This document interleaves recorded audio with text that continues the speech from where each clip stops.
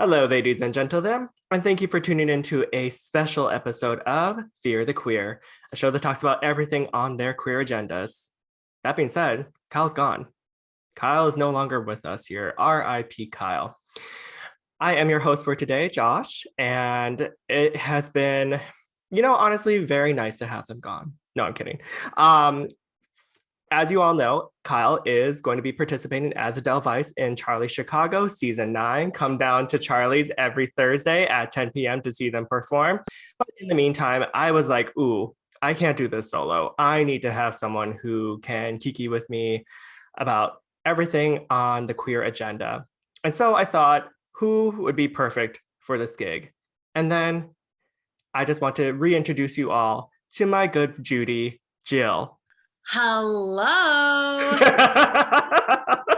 like silent. I was gonna say, like, we need to have like alarms and like confetti cannons like pull up. like WWE, like when the Undertaker would come on, it'd be like all the bells. Like I just walk in. That's how I picture this in my mind. Yeah. So thank you so much for having me. You know, I always love being on Fear the Queer. Every time I have been so graciously invited by both you and Kyle/Adele.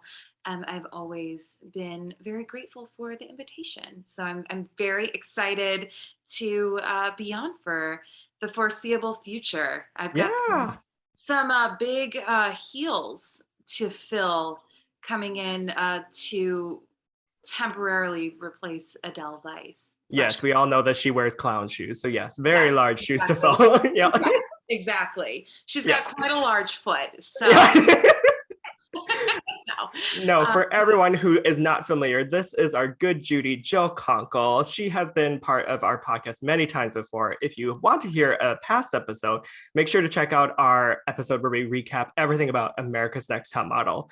Jill even does a brilliant dramatic rereading of Tyra Banks versus Tiffany. Oh my gosh, that episode is truly a core memory for me, and the recording of that episode is also a core memory of like you and I sitting on my little couch, my little seat in my studio apartment, and then Kyle sitting on a folding chair, and just all of us crowding around one microphone on my coffee table and doing a dramatic read of the Tyra Tiffany fight was just, I mean, I will never forget that for as long as I live. So like I said, it was definitely a core memory. Very great episode if anyone wants to go back and listen.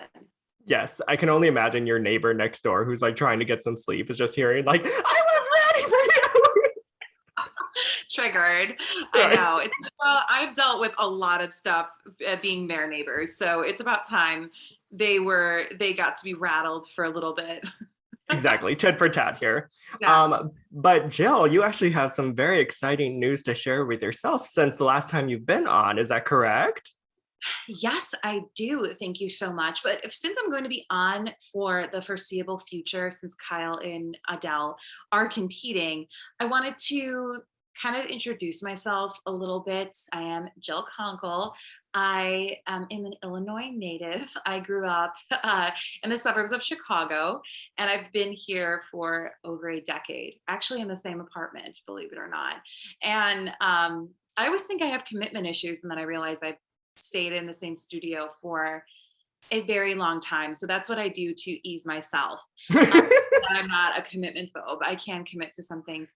And yeah, very excited to be here. And like I said, I always loved my time on Fear the Queer. And whenever I would, I guess, guest star, I like to toot my own horn, but actually work as a guest star on the episodes. I always really loved it and kind of wanted to launch my own project. And that is the Diving Board podcast. And that's BORED, Diving Board. And it really is a show where we deep dive old moments in pop culture, or I'm hoping to deep dive some current moments as well, and just kind of give you the full story of what's going on and kind of give you all of the information you never knew that you needed. Because I like to know everything. You know me. I mean, I just love to know everything that went down. So every detail to a T. Exactly. So I'm excited to share that with everyone. So the third episode is going to be coming out Monday, March 7th. And Mhm. I'm trying to release every Monday because I think Monday is the day we look forward to the least in the week. So I'm hoping to kind of Aw, it's give like your gift to the world. exactly. Thank you. I mean, my delusional mind thinks that the podcast is a gift to the world, but we'll see what people think. But yes, so far so good. I would love if people check that out if you're into pop culture. Yeah. Yes. Well, actually, that actually brings me into one of our first segments here, which is going to be Catch That Queer, in which we highlight a queer that has helped the community in some positive way in the past, present, or future. And I will say, I think the Catch That Queer this week is going to be you, Jill, and your podcast. Oh my And gosh. yeah, and I just have to say, I already listened to the first two podcasts. They were so easy to get through. Um, you just have this great way of storytelling in a lot of ways. Thank So make sure to catch it on Spotify, Apple Podcasts, SoundCloud, wherever you can listen to a podcast. I listen to it during my workouts because there's a lot of juicy drama in That's every why episode that you. that's why you're so fit because I just listen on. Yeah. Yes, thanks to you, I actually have been getting an ass again. So thank you. I love it. Yeah. So I have to ask you, what inspired you to start this podcast then? I think it's something I've always wanted to put more stuff out creatively, and I in the last couple of years have I mean, I have a bad habit. I really can't sit still. I like to just keep myself incredibly busy. I mean, you know me, I for as long as I can remember, my entire adult life, I've either been in school, working full time, working a second job. So I have always thought of myself as a creative person, but I would always overload myself with Mm, different things that I never really had the time or capacity to put things out creatively. You know, like I said, I always worked two jobs, and in 2020, I mean, obviously my side gig was not around because of the pandemic. So I decided, okay, I'll go back to grad school and just I really like to keep myself busy. But I told myself in 2022, I really, really need to put more things out creatively.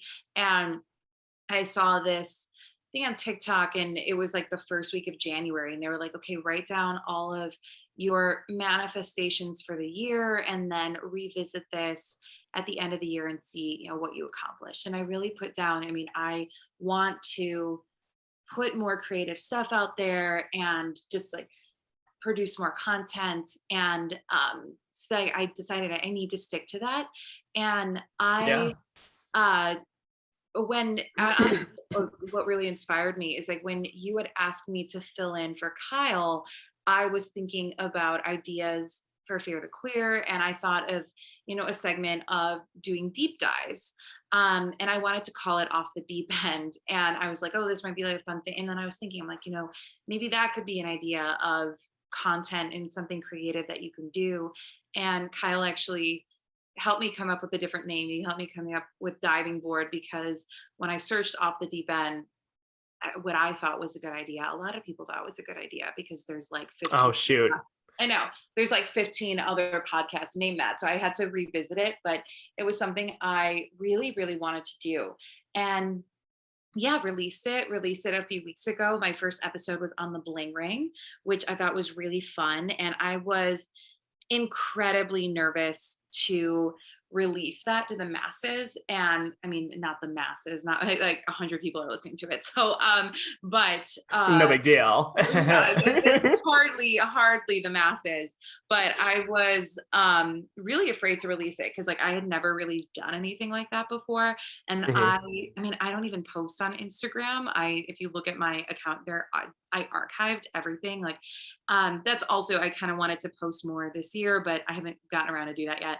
But It gives you an elusive feeling, like when you look at your Thank you. profile. it was scary, and I never really post stuff like that. So releasing the podcast and then promoting it was so far out of my comfort zone, but everyone was so receptive to the episode. I mean, maybe everyone was just being nice or whatever, but I got some really, really nice feedback, and that kind of just kept me motivated to keep going, and then released another episode on Tanya Harding and got some really nice feedback. And I kind of, no matter where it goes, I would just love, if people look forward to listening to it every week. And yeah, that's kind of my goal, just to kind of Yeah.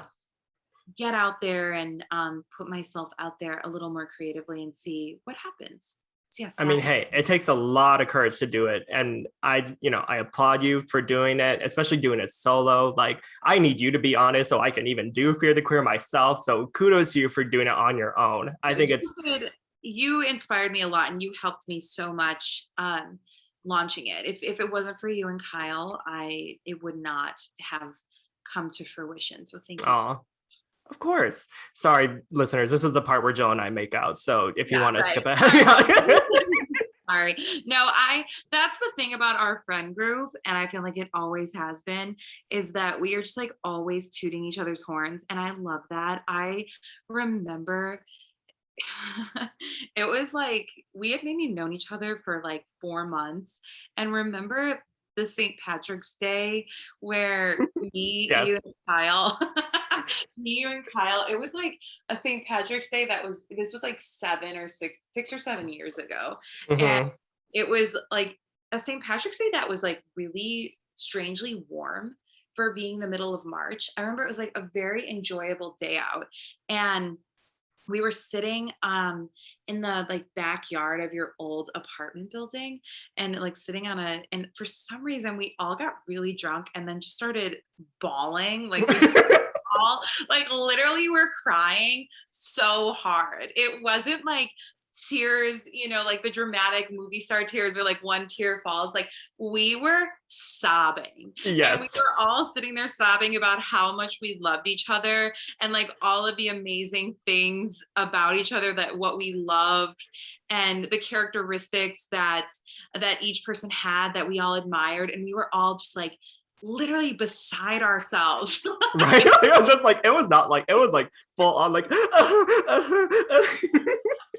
And like we had only known each other for like 4 months.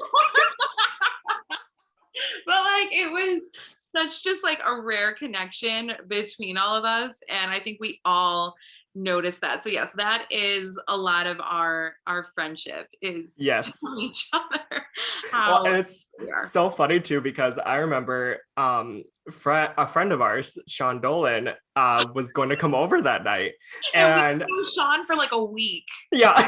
So I'm just like, Sean, if you're listening, thank God you did not come over, because I'm pretty sure none of us would. I'm sure you wouldn't talk to any of us today if you saw that. I'll never forget that, because like Sean, we had just met him because he was our coworker and he just started, and like we were going over after work to your house, and then we're like, Sean, if you want to come with too, and then he couldn't or something, and it's like, could you imagine just walking in with like a bottle of like alcohol, be like, oh, this will be a fun night, and then you just see oh my God. Such good memory. So fun. But yes, so that is Diving Board. If anyone wants to, please let me know, and please send me anything you want to hear about. Because we have about like 4 months. Because you talk about like a lot of like deep, like big cultural moments in like American pop culture specifically. Right. And I feel like you've always been like a huge encyclopedia of that. Like you just have like a Rolodex of like memories of like, do you remember in 1997 when this happened and blah, blah, blah. You've always been good at that, because I feel like that's what we bonded over right away, was you would, because I remember like when I first met you, I was like, I had mentioned like the Celebrity Mole, and like no one knew that show but you. You were like, oh yeah, Dennis Rodman, blah, blah, and like knew all these parts of the show. And I was like, oh my God, who is this kid? Because like you had just known. And like I always think like my biggest interest is music. And I feel like I've always Mhm. been like a music encyclopedia. That is something like I'm insecure about a lot in life, but I know that just like my taste in music and my knowledge of music is very extensive and I'm very secure in it. But pop culture is something I've always been interested in. And I think because like my parents always were really interested in like television and movies and music Mhm. and shared that with us. We always had to watch the movies my parents liked. So I think that's why I always knew about it. Right. Well, and plus, like, because even though you're from Chicagoland, Spring Grove is like a smaller town, right? Yeah, Yeah. definitely on the smaller side. Yes. Yeah. So I feel like, one from one small town kid to another, like it's just like when you dream of like getting out of there and like wanting to have bigger things in life, you look at pop culture, just like what's going on. I want to know like what's happening in the world, you know. Totally. At least for me. But so that I totally get you on that end where it's just like it was just interesting. It was fun to like just hear about and know about and then be like, "Ooh, this, I don't know, makes me want to be like there in the future to see it happen live or something." I don't know. Yeah, I absolutely agree. I remember even in high school, they said like, "What do like you want to do after high school?" And I remember saying like, "I would love to just be a socialite. I would love to just go to events and do that." And luckily, I kind of manifested it for myself because like my first job out of college, like I planned events and I've planned some like very very large events for hundreds of people, and it's just we've gotten to go to events together and it's just Hmm. that's just not what I've always wanted to do. I knew that like that lifestyle being in a small town was not where I wanted to stay. I mean, there's like really great things about the suburbs and it's definitely slower pace and sometimes a lot easier than living in the city. But Hmm. I think the perk of being in the city is it fuels me in a way because I always wanted to be here. Oh, So for sure. And you can definitely hear it like through that passion of yours in the podcast every time you listen to an episode. So, listeners, go ahead and subscribe and like to Diving Board Pod. I'm telling you, it is such a fantastic podcast. I'm so happy and proud that you are doing it, Jill. And thank you. actually, in a way, this is going to help us because now that you are a podcast extraordinaire here, we could have a new segment that Jill and I are going to do, which is I'm a Survivor, in which we're actually going to be recapping Adele slash Kyle's performance on Charlie's Survivor season 9. So, Jill, you and I were there front row on week 1 of Charlie's Survivor. So we got to see every little detail that Adele presented to the world here. Week 1 was, what was it? Introduce yourself. Is that correct? Yes, it was introduce yourself, and the kind of the theme of the performance was what is your drag, and kind of showcase your style of drag and who you are. Mhm. So, Jill, would you mind recapping Adele's first performance for everybody? Of course, or no, I would not mind at all. Um, Of course, I would mind. I'm not course doing I that. mind, bitch. Of course I mind. Well, first I want to give a recap of what Charlie's Survivor is. Mhm. Charlie's, for the folks who are not in Chicago or not, the bitches of Halstead or Broadway like we are. I, you know, um, Charlie's is a bar here in the North Halstead area. And I saw that people want to call North Halstead NoHa now, and it Mm. kind of reminds me of like Soho in New York City. Yeah. I was like, this is a little chic for it being this neighborhood, and I can say that because I've lived here for a very long time. But yes, it's in the North Halstead neighborhood on Broadway, and it's a small kind of country themed bar, Charlie's, and they do hosted by Alexandria Diamond, Charlie's Survivor, and it really kind of is like a RuPaul's Drag Race in person, which is super fun. I mean, Hmm. each week there is, so it started with what, 14 queens, but I think there's only 11 queens right now. 12. 12. Okay, 12.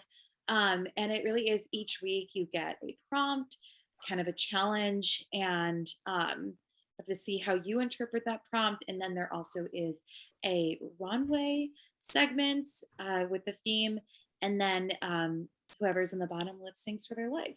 So it's super fun. Like I said, it really is like RuPaul's Drag Race in person, which we love. Hmm. And it's addicting. I remember over the fall when we first went to Charlie Survivor, I remember thinking, like, oh my God, why haven't I been going to this since the very beginning? Right. So super, super fun. And again, this week was first impressions. And Hmm. since our girl Adele, it went in alphabetical order. So our queen Adele went first. And she just like cracked open that show. And it was just a cultural tour de force that Adele Vice is. We love her. And she Yes, came our out Nordic like, queen.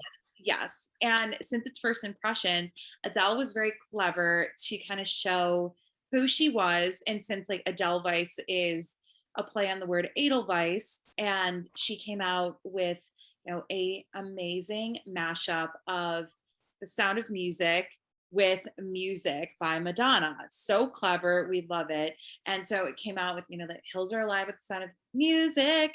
And it was amazing. We love it. Amazing tearaway. Adele just Yes. kills it. We kind of had a little feature in the show where we handed Adele her pimp stick, which Hmm. I mean, just we are always here to help. I was gonna say, just in real life, like we will always be willing to hand over her pimp stick for Um, her. Always. I mean, basically Adele Vice's drag daughters. Anyway, amazing. We loved it. The crowd went crazy. I Hmm. have, and we can insert some footage that like Adele is just surrounded by dollar bills. I mean, girl was getting tipped. And we Yes. love to see our queen get some coin as well. And also just some amazing energy from the crowd. I remember looking at the judges table and they were just all smiling. They were super into it. And she really kicked off the show amazingly.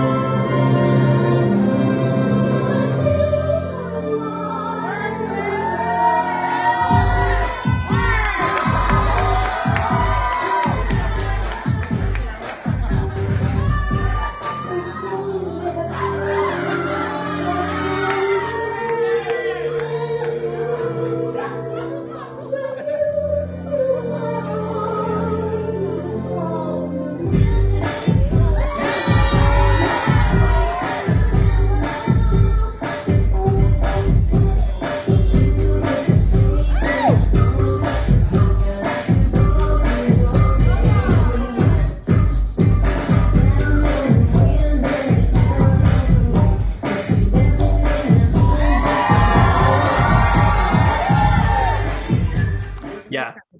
And kudos to Adele because I feel like going first is like a blessing and a curse in a lot of ways because, obviously you don't have to sit there and wait with anticipation of, having to go last or something like that. But at the same time, you're setting off the stage. You're the one who's kind of being like, this is what the show's going to be about here. So kudos to Adele for that. I loved the blonde puffy wig that she wore. I thought it was so cute. The tearaway was classic Adele in so many ways, just fun, kitschy, but then also like, ooh, gotcha moment here. So I cannot wait to see. And then we moved on to the runway, which is Diamonds Are a Person's Best Friend.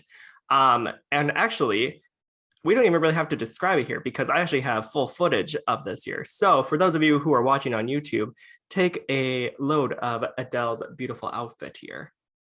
Adele Vice.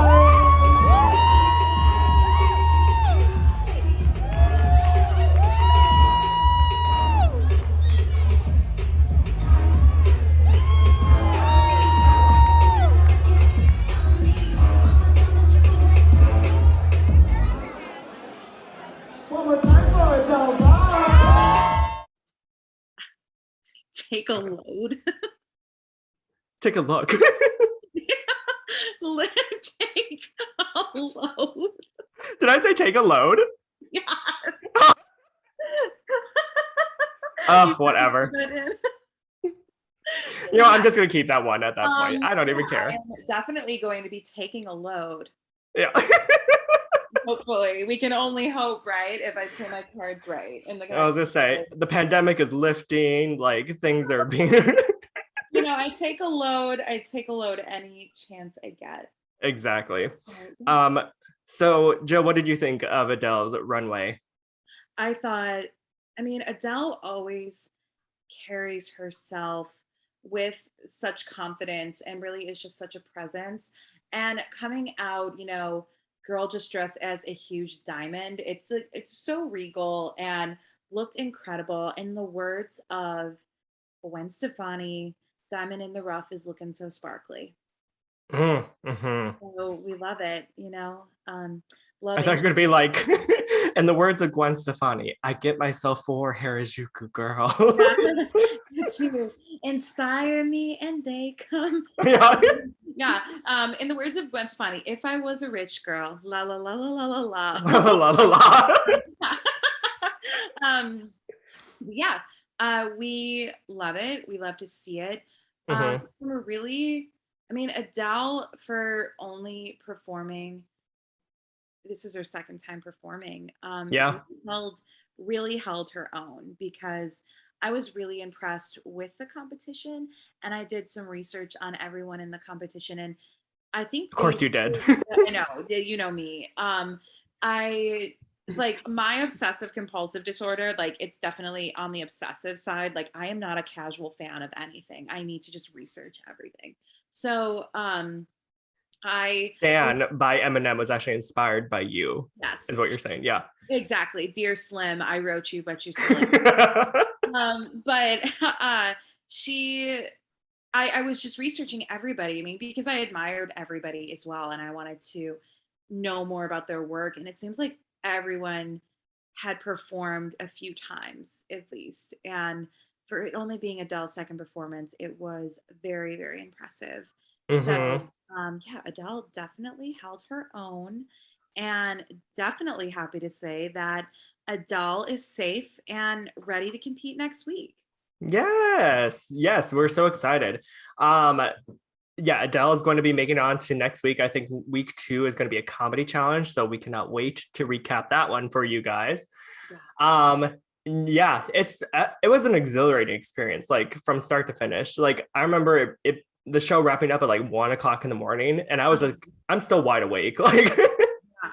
Well, I was pretty wide awake because I took a disco nap beforehand because mm, at my advanced age, I need to take a disco nap to be yes, prepared. at your ripe old age of 27. Oh my gosh, I wish. No, I'm fine with being 30. I really liked 27 though.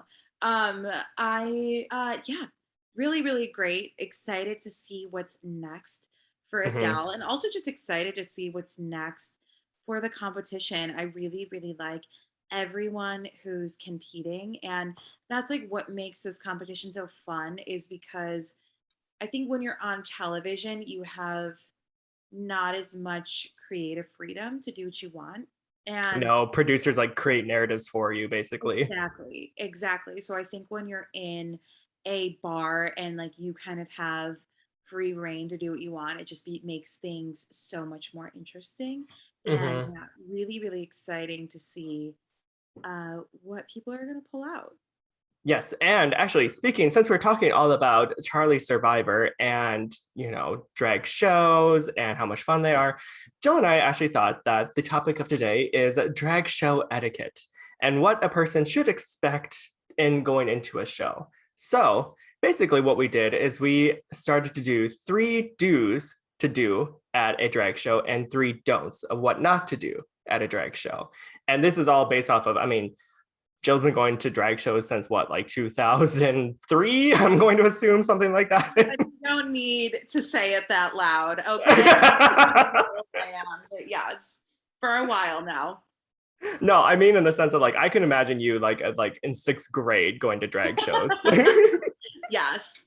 Yeah. pretty much. Jill, would you mind kicking it off here for us of your first do and don't of being at a drag show? Sure. And like I said, how Josh so graciously reminded you all how old I am. I just Like, said you were 27. yeah, right. I um I love going to drag shows. I have been obsessed with drag since I was a kid. Since I saw the movie Some Like It Hot. Like I said, my parents, I always know a lot of older pop culture because my parents would show us, and specifically my dad would make us watch all of like the old shows and old movies. So we would always watch Some Like It Hot, and I always got a kick out of them dressing up in drag, and I just always loved drag queens.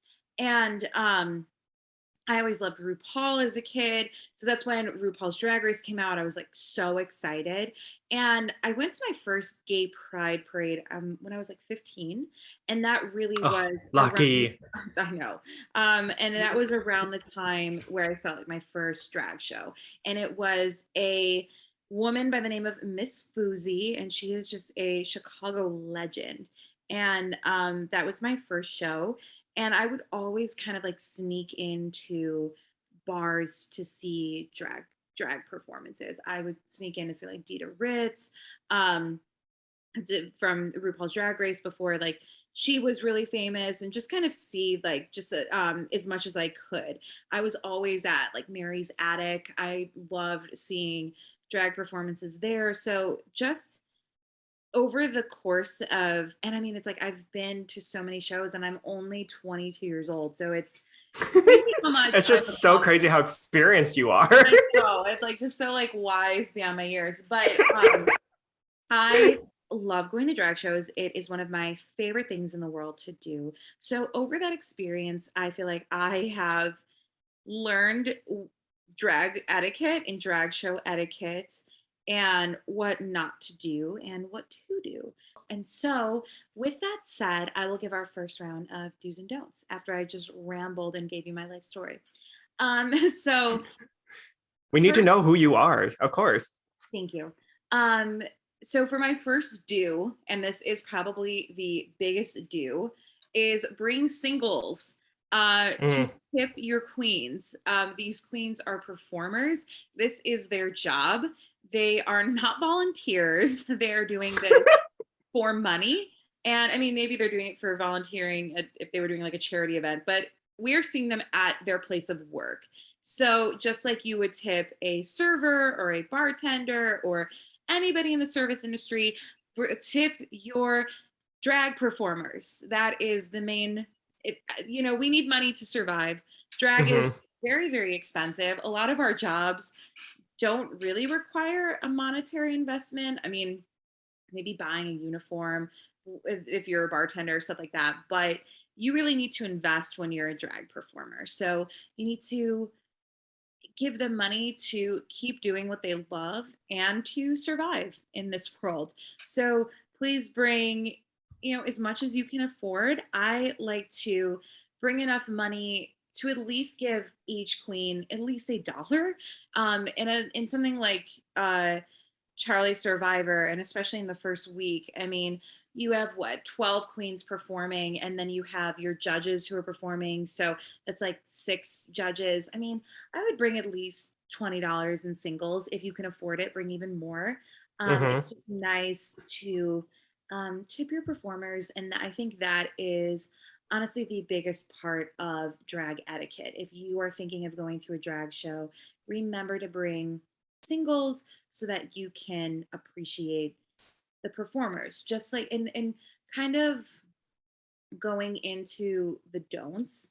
If Oh. you don't have money, um, don't be up. The first don't is don't be up in the front row if you're not tipping people.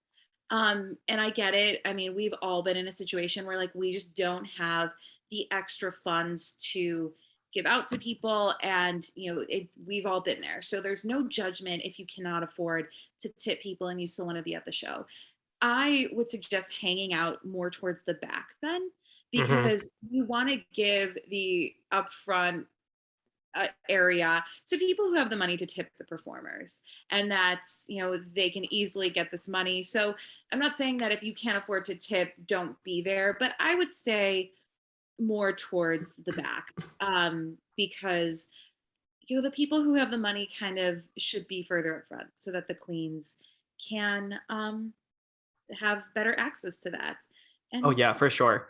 Well, and like, I don't know, it's strange because I think the problem that I have with tips and everything like that is that I tend to forget that I am going to run out eventually. Like I can't just like throw my money away at these people. So there have been times where I'm just like, I accidentally ran out of money. You've done it too. Like you run out of money because you're just so excited in that moment to be like, oh my God, that was great. Like here, take it.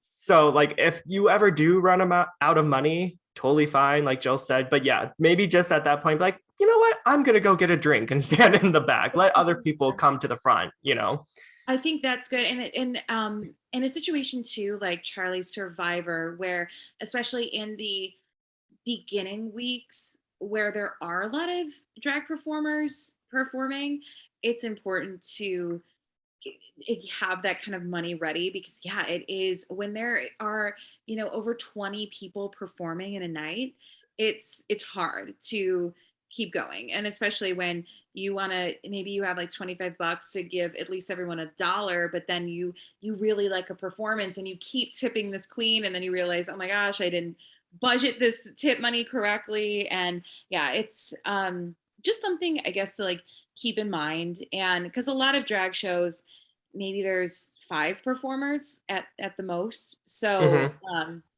it's just kind of doing that mental math, which I've never been great at. But that's kind of like what I think, if you don't have the money. And also my thought too is, and this is just like a personal pet peeve, I don't know if Ooh, drag, spill. I know, I don't like when, I mean, it's fun to obviously like record queens and put it on your Instagram story and whatever. But if you did not tip that queen, I don't feel good about like you recording them and putting it on your story for content and stuff like that if you did not give them any money.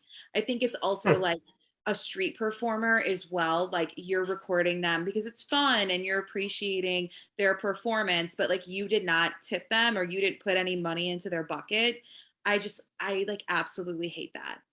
Yeah, I because it's think kind if of you like, have oh, money, like I'm not gonna bother helping you out, but here, I'm gonna post this video for my liking or whatever. Yeah. exactly, or like I'm gonna keep this video so that it can continue to bring me joy when I rewatch it because I think it's funny, but like I didn't give you any money for this. And but that, I don't know if anyone thinks that way. It's just kind of like how I did, or it's just how I think. But I personally think with any performer, like if you're recording any type of performer, you should be giving them some money. Oh And yeah. Well, and plus there's more ways now to give them money. Like especially with the pandemic, I feel like a lot of times like places don't have cash as easily now. So a lot of people I feel like have been doing Venmo or yeah, like Cash App and stuff like that. So if you are going to a place that is like, you see a QR code, make sure to type that in and send them money. It doesn't yeah, always have to be like like an actual exchange of dollar bills to the person here. There's right, so many different ways you could tip the queens and kings totally. these days. So whatever you do, give them money. If you Very can't good do it, point. stay home. Yeah. Yeah, definitely a good point. If you don't have the cash, yeah, definitely look and see what their Venmo is, or quick pay or whatever, that you can send a few bucks their way, because anything helps. I actually have a friend. It's funny. Maybe it's because it's small town mentality, but they actually don't have Venmo and they don't have a credit card because they don't trust those type of things. They don't think that they think that their information is going to be stolen, which to each their own. That's fine. But I then they're didn't just know like, you were friends with my mom yeah. and my dad. I don't know if you know this, Joe, but I'm actually in your parents' living room recording Yeah. this episode. Yes. Yeah, you actually just see like your mom and dad just like in the background, like, "Hey, Jill." Watching like Shark Tank or 90 Day Right. Fiance, what my mom loves to watch. Yeah. Right. So they just my friend was just like making a joke to this, like, would a drag performer ever like accept a check at any point? Not a check. I know. So I actually want to see if anyone actually would have the audacity to hand over a check to a queen one day and see what the reaction would be. I love it. I hey, I mean, and we've worked in the service industry forever. If someone would give me a check with $5, I'd be like, okay. I wouldn't love it just because I do like cash, and I don't like to trace anything that the IRS could. That's true. And it wouldn't be taxed. For legal reasons, that's a joke. But, yeah. Yeah, I mean, money's money. And yeah, I think we did see somebody, and I don't know if this was their friend or not, so I wouldn't say this is the way to do it, but we did see someone tip one of the queens with a bag of hot Cheetos. That is true. So that might have been an inside joke though. But hey, I mean, if someone gave me a little bag of Pirates booty, I wouldn't complain. So Right. I was gonna say, hey, a tip's a tip here. I agree. So moving on to the next round of do's and don'ts of drag etiquette at drag shows. A do, which is actually something I experienced during week 1 of Survivor, is help out if you can. So to explain, when we were at Charlie's, Jill and I were actually in the front row, mostly because we wanted to cheer on Adele and help them out And I during think the we're always in performance. the front row. We're always. That is true. We really are. That is true. Whether we are cheering you on or just kind of judging you silently, we're always going to be in the front row. We always smile, but yeah, no, we always are you cheering people. I'm just joking. Yeah. But after the performances, a lot of times the performer needs help clearing the stage for the next person. So if you can help out, like if you see a bunch of dollar bills on the ground that's meant to be for the performer, make sure to collect it and give it to them, and make sure someone will give it to them. Or if you see part of their costume hanging out on the floor, make sure it gets back to them, because I'm sure that they probably spent money on, this performance, and they probably would like that back. And I got to experience. I'm sorry to interrupt, but I always say like those people are the unsung heroes of drag performers, or excuse me, drag performances, because I don't think a drag performer should have to pick up their own money. So if someone comes in and volunteers and picks up their own tips and hands them over, I think those are really like the cogs in the machine that people don't talk about enough. And yeah, definitely a super important part of a drag performance, at least in my opinion. Oh yeah. Well, thank you, Jill, because I really appreciate those words. No, it just so happens that during week 1 of Charlie Survivor, me and this other person just kind of naturally went out and helped collect tips. It started with me just trying to help Adele out, but I was like, no, I should just help all the performers out. And it actually worked out in our favor, because the judges were just like, hey, let's give these people a shot of tequila. So I actually got a reward out of it. So yeah. I'd love to see it. Right. So for the don't of what I would like to put down here is kind of something that piggybacks off of Jill, less about money, but if you're going to be going to a drag show, and if you're going to be standing up front or near the front here, I think it would be best to say, and this is kind of harsh for me to say, but just don't be boring. Like, don't just stand there and stare at them. Don't just, kind of be on your phone while they're performing, stuff like that. They're meant to entertain us. And I think there's a lot of people who would be wanting, or there'd be a lot of people who would kill to be in a front row with some of these shows here. So if you are near the front, interact with the queens, have fun, dance with them. Don't get in their space, but, let them know that you're there having a good time with them. And if you aren't really that outgoing, or if you feel uncomfortable doing that, hey, there's plenty of room in the back here for you where you don't have to really do that. So I totally agree. I try to, and I've heard queens say before that, like, even if they don't get, it's not a great tip night for them, but it was like such an amazing energy from the crowd. They say like sometimes that means even more to them, is like having amazing energy. And like, I get that, because that's something money can't buy, of like people really, really enjoyed your performance. Obviously you want to be tipped as well, but it is great when people are cheering and everything. So like, if you are just like you want to go to a drag show and you're not feeling it that night of like being really like amped up, like you said, hang out towards the back. Um, and just enjoy it from afar, because like people want to see like smiling. If I personally like I said, I love music, so I know pretty much like every song that they perform. I love to like sing it and like dance with them when they come around, and like I've always like had a good reception from drag queens with that, because it's like they clock you and they see like, oh damn, like they know this song too and they're into this. And yeah, it's fun. I would want to, if I always think like, if I were performing a song and like I saw someone else singing it along too, I'd be like, oh shit, okay, they appreciate this because they know this song, they like this song, and Mhm. it's always fun to Well, see. and plus too, I feel like as a like, I mean, I don't really perform, but I can only imagine like if you are a performer, I feel like getting the good response back only is going to like amp you up even more. You know what I mean? Totally, And just be like, oh hey, so like people are digging this. Okay, let me go even further with it. totally. So because if if I was up there dancing and I just look into the crowd, I just see someone just going like glassy eyed at me and not really responding whatsoever. Yeah, that would be rough. That would be That would be a little internal screaming moment right there that would, for me. that would throw me off my game. So it's fun. Like if you were going to be up in the front row, it's kind of like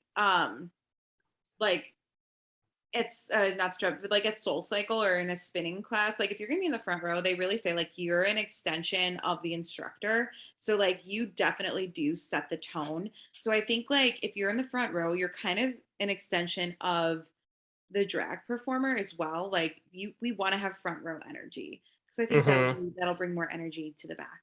So yeah, it's Oh, really fun. what was your favorite interaction with any performer at a drag show?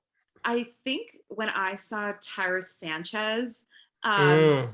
probably one of Tyra Sanchez's last performances as a drag queen. This was the fall of 2019, right before COVID. And I don't know what it was, but like I know Tyra Sanchez has fathered children, so I think she does like women in a way.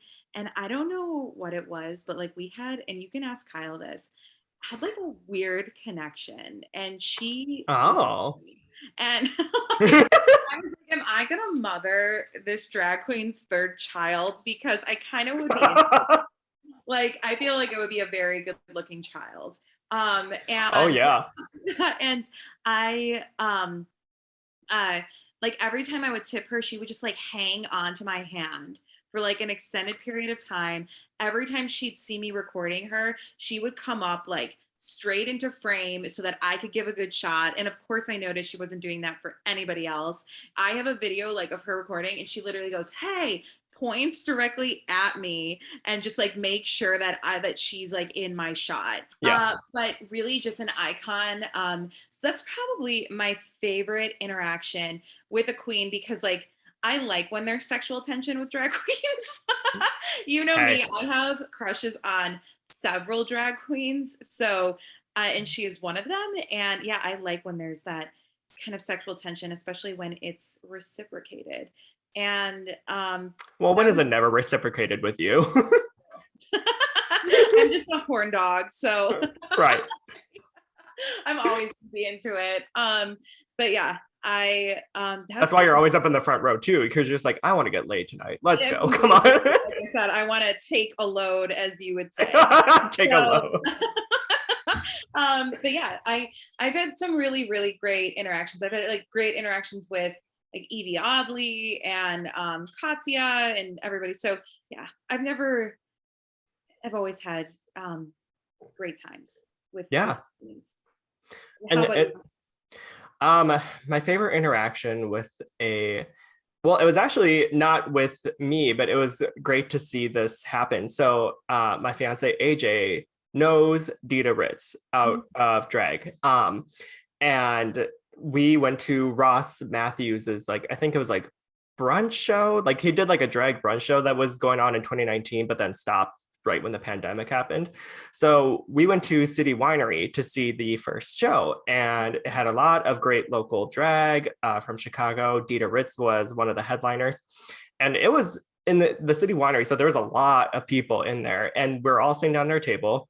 And then I noticed that Dita just kind of like did a double take over to our table, and they go up to AJ and give them a hug during their performance and like wrap their arms around them and everything like that. And it was kind of like this weird, like, um, what's the word I'm trying to say? But it's basically just like, oh, well, if they know AJ, I'm so proud too, and stuff like that. Yeah. So that was my favorite moment of seeing or an interaction at a drag show. My least favorite was during market days in 2017. And there was a guy drunk off of his ass. He had a pitcher full of beer. And he was wandering through the crowd, and he somehow got up front, and he got so excited. He got so excited that it was like, Katya and Roxy Andrews and everybody like that, that he just like kind of threw his pitcher and it landed on me. Oh my God. Yeah. And so that was my least favorite drag show I interaction. So remember if I had to work. I remember I met you guys at Market Days for like an hour, and then I Mhm. had to go to work. And thank That was the God, one that, yeah, thank God I was not there, because I would have been swinging. I would have been arrested. arrested and laid all in one day, knowing Jill. It gives new meaning to fuck the police. Yeah, I would have been arrested. Yeah, that was back in the day too, where I was just like, drag shows were new to me. So I was kind of just like, does this happen like every time? So Yeah, that's so yeah. insane. Luckily, that is insane. That's such like, that is a big don't. Don't be a moron. Yeah, don't be an idiot. Yeah, and But don't be trash. yeah. But yeah, that's I've always had good experiences. Well, not always, because that leads me into my do's and don'ts. Um, Mm-hmm. do keep an eye on all of your stuff. It's easy to, especially in the winter, when you have a coat and there is no coat check at a bar, to leave your coats around and get really into the uh, performance and not know where your stuff is. And my don't would be, don't leave your stuff unattended. So do watch your stuff, don't leave it unattended, because years ago, this was in 2012. So I was like in elementary school. I'm just kidding. I was like 20, 21, I would have been. And I was seeing Pandora Box at Spin nightclub, RIP. R.I.P. Yep. I was seeing Pandora there, and this was before drag queens. This was before straight people had gotten really into drag. And so drag shows, especially with more famous drag queens, were definitely much less crowded than they are now, like way less crowded. So this was Pandora Box, who, is a famous drag queen, famous Rue girl. And I remember the show was in like a back room of the club, and it was me and maybe like 15 other people. And I, was watching her. It was an amazing show. She sang live. It was super fun. Like Really? yeah, like I always loved, and I still love Pandora Box. Like she is just like one of my like OGs, second season girl. Mm-hmm. And while I was watching the show, and like as the show was winding down, there was like a girl who came up to me, because like I had gone by myself because the guy I was dating at the time didn't want to go. So like, this is again red flag. If you want to go to something that your boyfriend is not interested in and he just tells you to go by yourself, very red flag. Please get rid of that man. But I was young and, didn't understand and thought that was normal. So I was by myself. And again, in like the back room of a club, because like these shows weren't as popular as they are now. Now they're like stuffed to the gills, Yeah. But I like, a girl came up to me, and like she was like cute enough, not really like my exact type, but like I thought she was attractive. And like she was like sitting down asking me, and like we like kind of hit it off, and she was like, oh, like, do you want to go? Because like Spin had this like little stage that you could dance on, and she was like, do you want to like go dancing? And I was like, sure. So I was like dancing with her, like we were like grinding, like kind of like making out, whatever. And I remember this is like so embarrassing, but like, okay, I used to be super into No Doubt. Like I was obsessed with them, like pretty much like all of their albums I like know every single song up until Same. like remember like I was so obsessed with Gwen Stefani and No Doubt back then. And remember like in 2012 when they like randomly came out with a song? Yeah, settle down. And it like went Yeah, and nowhere. like it was like not good. Mm-hmm. Like it was just not a good song. And I remember that song came on and like we were like dancing to it and like she knew like every single word to the song. Like she was doing and I was Oh, like, oh damn. my God, like I know like the one person Right. found the one person in the world who knew all the words to that song. And so like we're like dancing and I remember I was like, God, it's so embarrassing that like she knows and I don't. And I remember I was like doing that, like trying to mouth the words too, but I didn't. Pineapple, pineapple, pineapple. Yes, yes. So I was like trying to mouth the words to like impress her. And as we were doing that, I look over to where I left my coat and my coat is gone. And Jesus. and it was like dead of winter. It was either like the end of January, like early February, like the coldest part of the year in Chicago.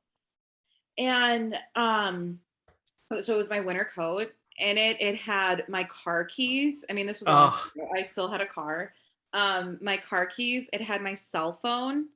shit. You know, like and it was like my last non-smartphone and I would have hung out like something about me like I hate having it like I obviously am dependent on a smartphone now but like I loved not having a smartphone and like I feel like a lot of people had I was like one of the last people of my friends to have one. I mean it was like yeah like or this was either 2012 or the beginning. No, this was 2012. Mhm. Yeah, so sorry I was thinking but like I like just was against getting a smartphone and I still would love to not have one. I hate being so connected to things and like um I love like going on social media breaks. Like I would delete all of it if I could. But I miss it not having one. So that was my last non-smartphone and probably like and also I was a dental assistant at the time so they took the keys to the dentist office because I would like open and luckily it was in the suburbs so they couldn't like just go checking keys and stuff. Oh, But sure. it was horrible. So like, you know, I had to explain to my boss who was already a bitch, like, hey, I lost the key to the office, blah blah. It was a horrible situation. And I had to like walk home to where my boyfriend lived, like totally like without a winter coat and just like Oh, walked home and like of course his and didn't have a phone to tell him like what happened and everything so like I came in and you know what I guess since we're on Fear the Queer I'll tell the full story. I remember I had and like I had to go to the bathroom so bad and when I was walking home I was like fuck it and just peed in my pants. oh my God. I was fucking over it. I was like, you know what?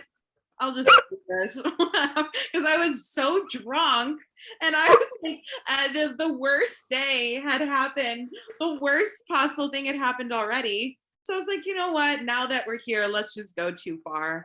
I can't imagine like being so like over it that you're just like, you know what? If I pee my pants, so be Yeah, it. that's literally how I was. I'm like, you know what? Because you know it's such an uncomfortable feeling when you have to go to the bathroom. Oh yeah. I really had to go. So I was like, you know what? I'm already in such a horrible state of mind right now. I'm not dealing with the pain of holding in my pee.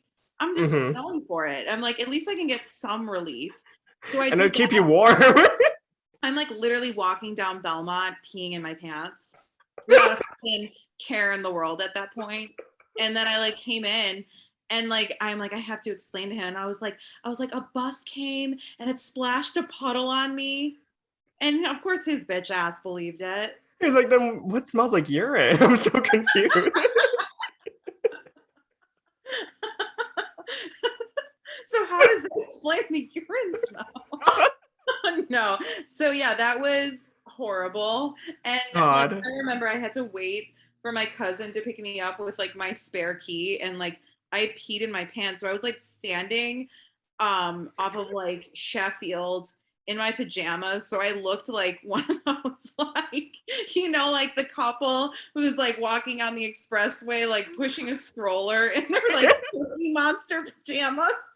I literally looked like looked like that. So I can only imagine like meeting you that night, be like, that woman has nothing left to lose at this point. Like, so true. So true. oh God. The moral of the story is I've never told anyone that. No, I'm telling like the whole world. I thought you told the whole podcast.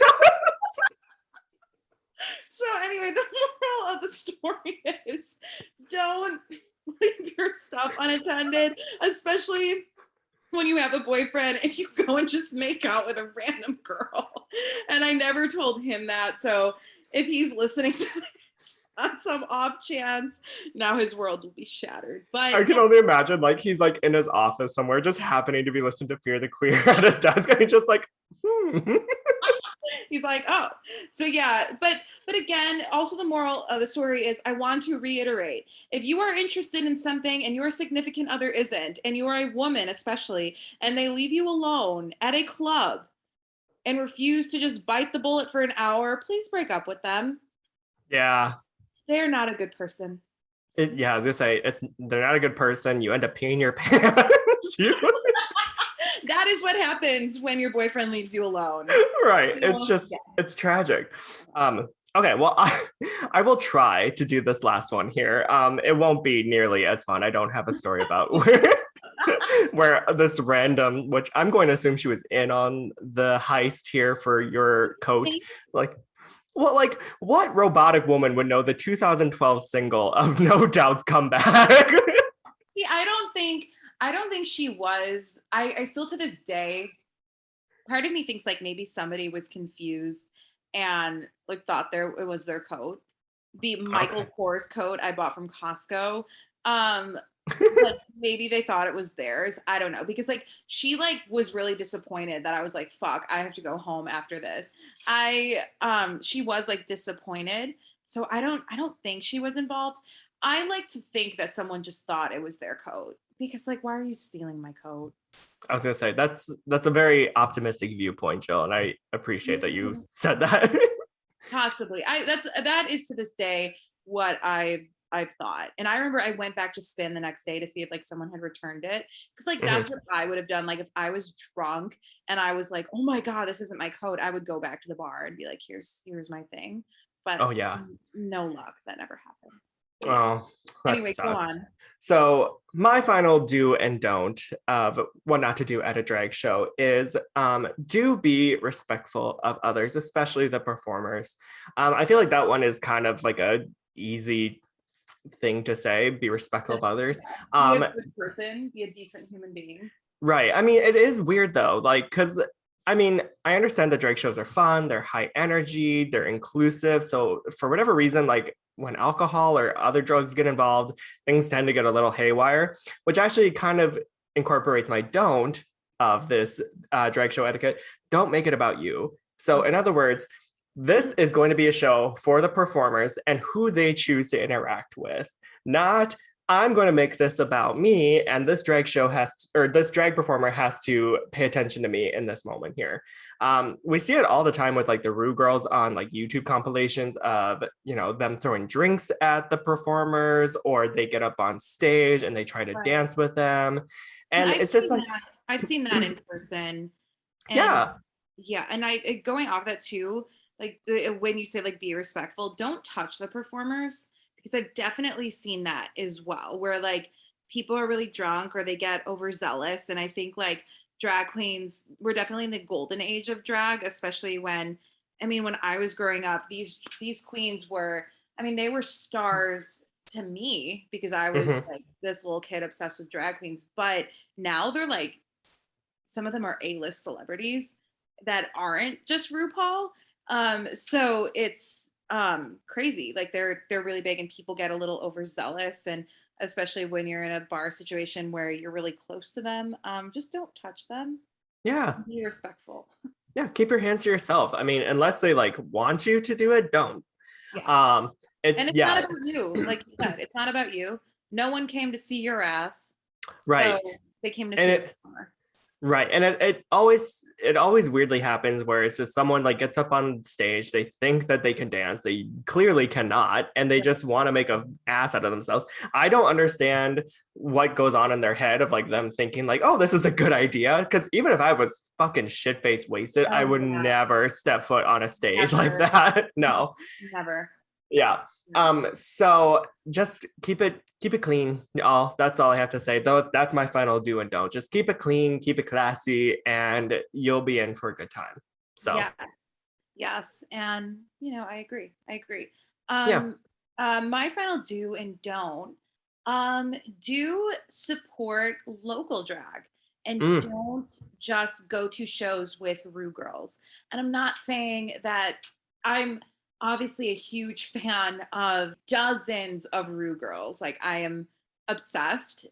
So obviously love to see girls you've seen on TV, and it's awesome to see them in person, and like I said, maybe have a connection with them. That's always fun. But don't negate like the local drag, because local drag is so much fun, especially like mm-hmm. the Charlie Survivor situations, or just a bunch of shows at different bars all over the city. I mean, just research your local bar, if you're in the city or wherever your city is. If you have a gay bar there, just see like what's going on and what are the local queens who you could support, because like I said, I mean, a lot of local queens, I think they are super creative and they're not under the thumb of a show or a network or RuPaul. So they can really do whatever they want, and that is incredibly inspiring and really interesting to watch. Mm-hmm. So don't sleep on local drag and do support your local drag queens. Yes, because I agree. And there's also something too that says about local drag that there's a lot of things that aren't featured on RuPaul that's really great to watch when you're not in the confinements of like, oh, this has to be like family friendly. Right. Which is weird to say that RuPaul is like a very family friendly show at this point here, because you never would think It's, like, yeah, it yeah. totally is. So it's yeah, you get to see really cool, interesting things at local drag shows that you're just like, wow, like I never would have thought that someone would have been that creative. And they're Yes. allowed to push the envelope a little bit more, because Mm-hmm. that's just another do. I have a few like miscellaneous do's. Um, respect the queer space, and respect. Mm-hmm. I know a lot of people like to think that queer spaces and like gay pride needs to be family friendly, but it's not. Our community is something that it definitely has a grit to it, and it definitely has an edge to it, and we need to keep that edge because we're allowed to, and Mm-hmm. we don't need to make it more palatable for people who can't handle it. So I think respect the queer space, and know that it might be a little edgier than what you see on RuPaul's Drag Race, and Oh, 1000%. and you have to be ready for that. And it's honestly like, if you're not, I would suggest not going. Um, Mm-hmm. and do like we said, support the queer space in the sense of, if you're seeing at a bar, it still is a business. So definitely buy a drink, at least one. Yes. I'm not much of a drinker anymore, but I do try to get like a glass of wine or two, and just support the bar, because at the end of the day, I mean, this is a business. We function where we have to make money, and I know a lot of these performers, sometimes if the bar will look at the bar sales and see like, okay, did you bring in more people? And that motivates them to keep booking these queens, because they're bringing in more business to their bar. So when you 1000%. are when you're buying drinks at the bar, you're also in turn supporting the performers as well, and supporting these queer spaces who have had a really really rough 2 years of trying to survive. So yeah, definitely Yes. that's a good way to put your money.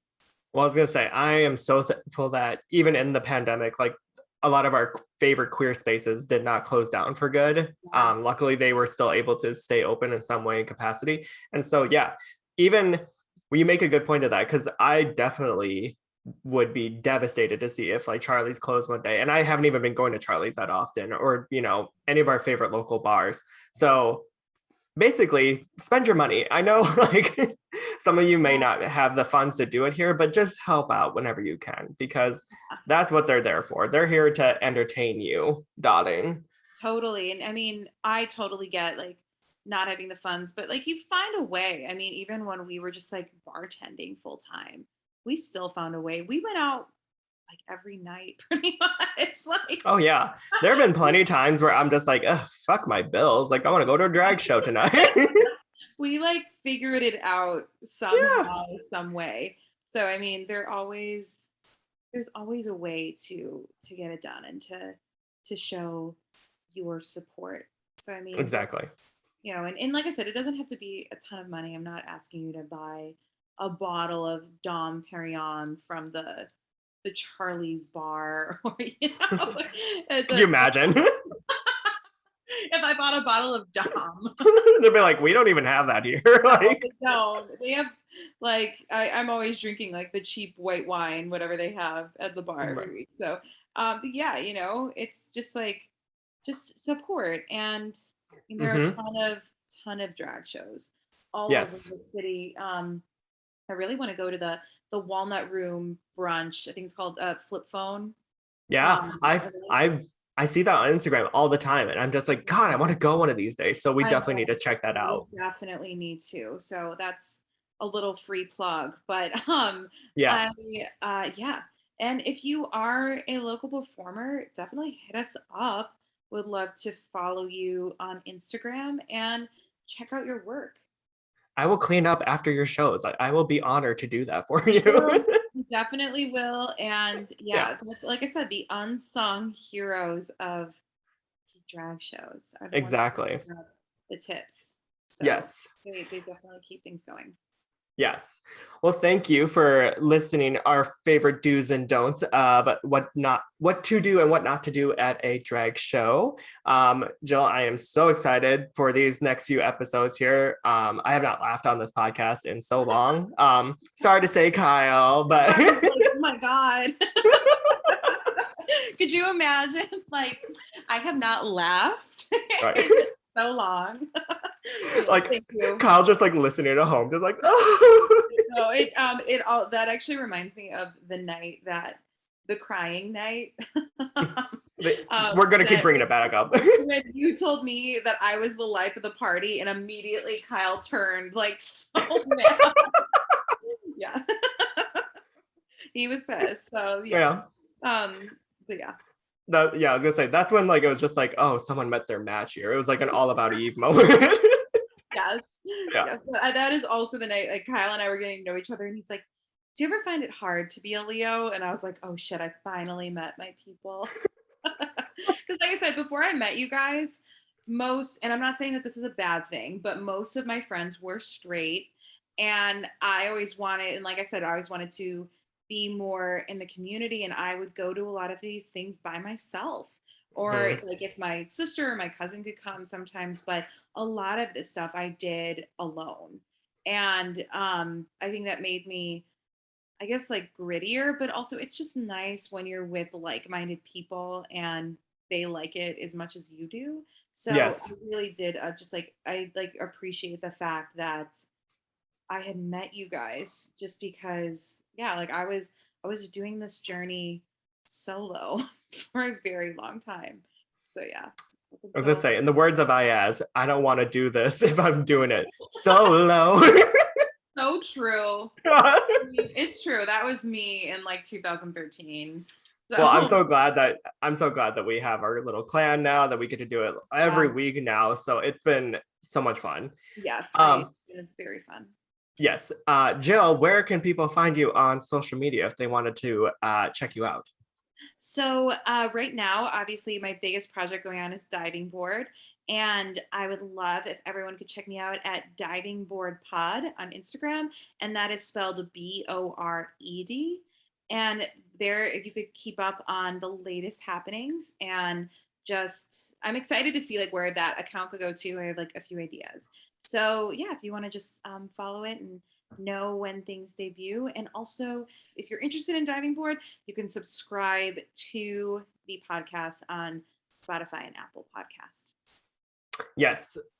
Subscribe and like are things that we love as podcasters. It's something that tells us what people are listening to, what they like, what they don't like.